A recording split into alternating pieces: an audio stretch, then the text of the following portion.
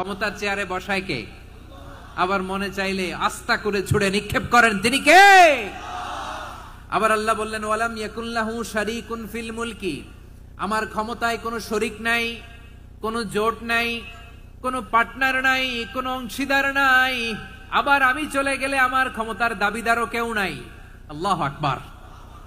এই দুনিয়াতে রাজা মারা গেলে পরের রাজা কে হয়? রাজার ছেলে রাজা, ঠিক কিনা বলেন?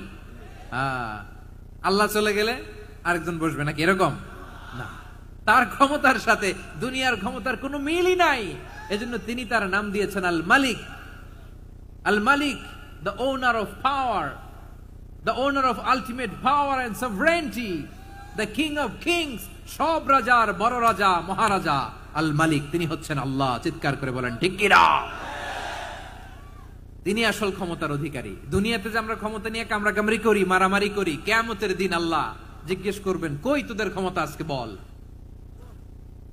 কিয়ামতের সময় সব মানুষগুলো যখন ইন্তেকাল করবে, সব জিনেরা যখন ইন্তেকাল করবে, সব ফেরেশতারা যখন ইন্তেকাল করবে, বাকি থাকবে মালাকুল মাউত। মালাকুল মাউত এসে বলবে আল্লাহ আপনার কথা মতো সবাই শেষ, মানুষগুলো নাই, জিনগুলো নাই, আমার সতীর্থ ফেরেশতাগুলো নাই, মহাবিশ্বে আর কেউ নাই। আল্লাহ বলে এখন কে আছে? মালাকুল মাউত বলবে আল্লাহ তুমি আছো আর আমি।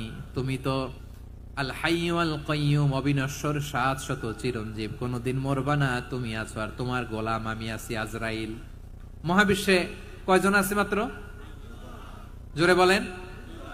এক হচ্ছেন আর হচ্ছে মালাকুল মাউত। আল্লাহ তুমি আছো আমি আছি। আল্লাহ বলবে ঠিক আছে এবার তোমার মরণের পালা, মুত ইয়া মালাকাল মাউত, হে মৃত্যুর ফেরেশতা তুমি মরো। মালাকুল মাউত আল্লাহর আদেশ বাস্তবায়ন করতে যে বিকট একটা চিৎকার দিয়ে মৃত্যুবরণ করবে। ওই চিৎকার দুনিয়ার মানুষেরা, চিৎকারের আওয়াজ যদি দুনিয়ার মানুষেরা শুনতে পেত, দুনিয়ার মানুষের প্রত্যেকের কানের পর্দা ফেটে মুহূর্তের মধ্যে সব লাশ হয়ে জমিনে পড়ে রইত। ভয়ঙ্কর চিৎকার দিয়ে মালাকুল মাউত বিদায় নিবে, কেউ নাই। এবার বলেন তো মহাবিশ্বে মহাশূন্য, কেউ নাই, উপরে নিচে সামনে পেছনে ডানে বায়ে কোন সত্তা, কোন জীবিত সত্তার আছে? একজন ছাড়া, তিনি কে?